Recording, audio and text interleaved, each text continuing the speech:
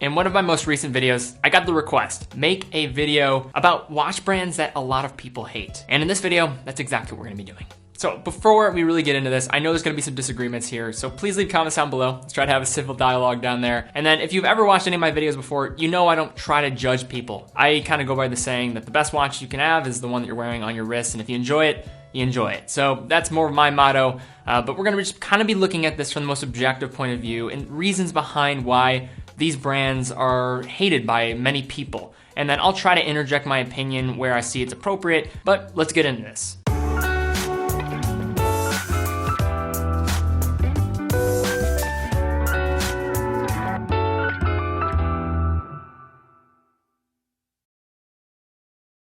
So for our first two brands, and I'm gonna classify these two brands together because I think they're very similar in how they're structured and what the opinions are about the brands, Movement and then Daniel Wellington. So both of these brands have started around in the last 5 years or so, and they've absolutely exploded thanks to digital marketing and social media. And when I'm looking at these watches, and I've shared my opinion about fashion watches before, I think a lot of them look great, but for value for money, I think there's plenty of other places to look for. And that's speaking from an enthusiast perspective. If you're somebody that doesn't care about anything about watches and you just care about something that looks nice, I could see the intrigue with these things. But from just an actual value point of view, I think they're horrible. But putting my opinion aside, because I said I'd put that aside, I think when it comes to why these brands are hated, it really comes into how they market themselves. For one, they are absolutely relentless. If you go on social media, you're going to be targeted by these brands if you fit their target demographics. You'll also get retargeted like crazy. So if you ever visit their site, unless you clear your browser history, these things are gonna be everywhere. Every display ad you go on Google or anywhere else, you'll be followed by these ads. They are very, very good digital marketing companies, and I think that's also just led to their success. But I think where the real friction happens is in how they market.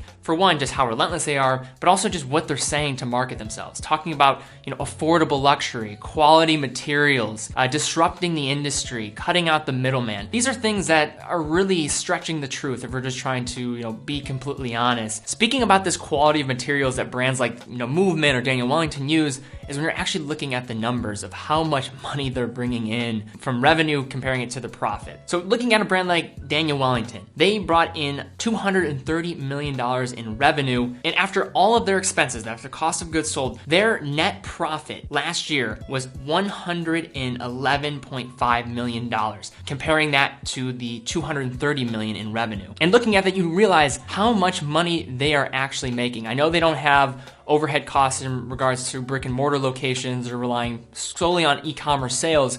That said, it does kind of go to show how much does it really take to make one of their watches. I think these brands also really manipulate and target people that may not be as informed about watches and where value resides within watches. And I think that's partially why these brands get so much flack from watch enthusiasts and the community. If you are interested in just looking for watches, maybe you've seen Movement watches before. I've done videos, list videos, and just my opinions on these watches in the past. And if you are looking for a nice looking watch, I can link to some videos that might be helpful, to be better alternatives if you're somebody that's looking for quality and value for money for a watch. And for this next brand, we have one that walks a fine line where many people like the brand and many people hate the brand. And I think there's reasons behind both.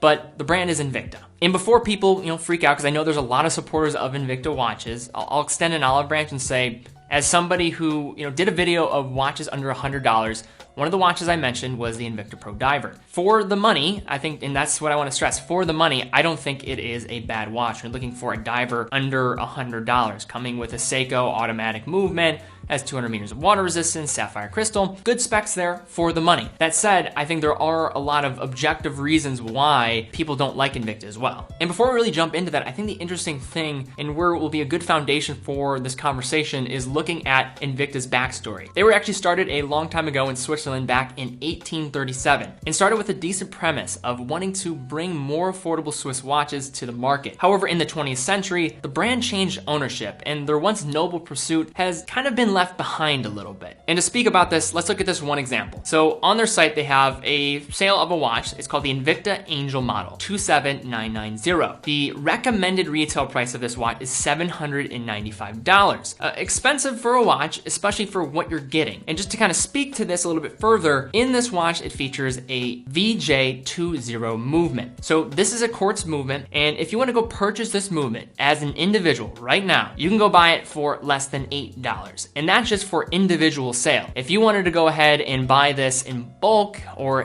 at mass bulk, like a company like Invicta would do, you can only imagine how cheaply they're getting these parts. And on top of that, all the other specs of the watch is nothing extraordinary to say the least. And when you're looking at value for money, I think this does raise a few red flags. In addition, I think a lot of people will question the designs of Invicta watches. I won't speak about their large, oversized nature because I think for some people that's a plus, but I think you can point out that they do take a lot of designs from other brands. You look at the Pro Diver, comparing that to the Submariner, that's clearly an homage to that watch. And then two other reasons why I think they get a good amount of hate is the MSRP for a lot of their products, so the manufacturer's suggested retail price, and then also the Swiss branding. So for one, going to the Swiss branding to start, and sure they have roots in Switzerland, but nowadays they're not constructing the majority of their parts in Switzerland, but they still are getting by marketing their products as Swiss made with some scenarios. So I think that is a little bit sketchy and why people might not like them.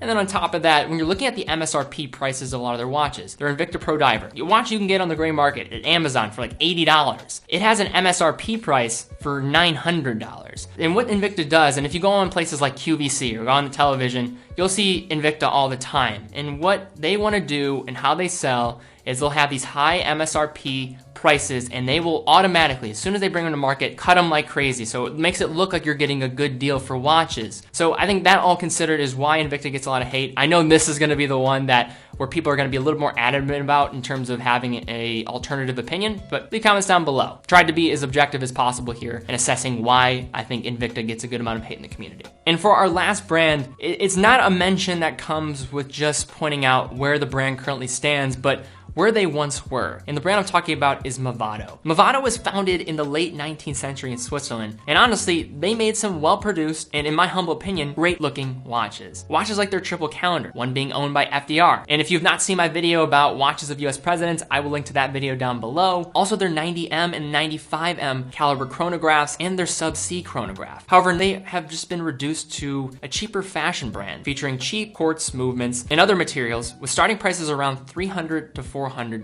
And they only continue to go up from there. Take this as an example. This is the Movado Sapphire. So the museum watch design here, and this watch comes in with a price point of nearly $2,000. And what you're getting is a quartz movement, 30 meters of water resistance, and the big selling point here is a sapphire crystal. But when you're independently looking to buy a sapphire crystal, and yes, there's different grades of sapphire, their thickness, and different quality standards, you have to question though, is this really good value for money? And I think all this considered is why Movado doesn't get the respect that it once did. It shifted away from its roots in horology, watches made in Switzerland, and really trying to pride themselves on well-produced watches, now shifting over to just producing mass market, fashion-oriented pieces that some of them do look nice, but when we're looking at the core of what is powering the watches, a lot of people will just argue that they're soulless. And to be honest, I'm not a fan of where the direction of the brand went, and I think that's partially why we're seeing a lot of hate for them. All right, guys, so that is just my analysis of watch brands that I see getting a good amount of hate.